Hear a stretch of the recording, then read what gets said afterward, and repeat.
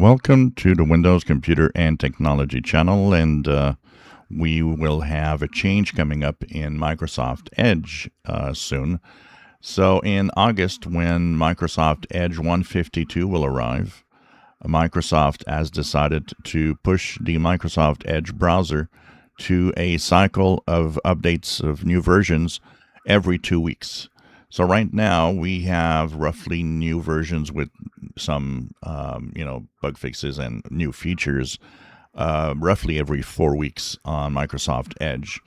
Now we had talked about Google Chrome going to a 2 week update. Also, this is one of the reasons we got 2 updates this week for Google Chrome, is that there was one on Monday, which was new features and bug fixes, and of course there are weekly security updates later in the week. So it's going to be kind of the same thing for Microsoft Edge, and they're probably aligning their releases for every 2 weeks to go with the Chromium releases that are every 2 weeks, like Google Chrome does. So now we'll have new features. Microsoft also says that the reason for that to happen is that it also enables Microsoft Edge to have smaller updates.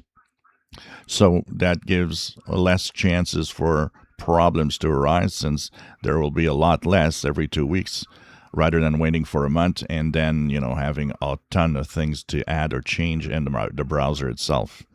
So it's kind of aligning itself with Google Chrome, and I guess maybe some other Chromium based browsers might start to do that also, to kind of change things around and have updates that are every 2 weeks rather than every month.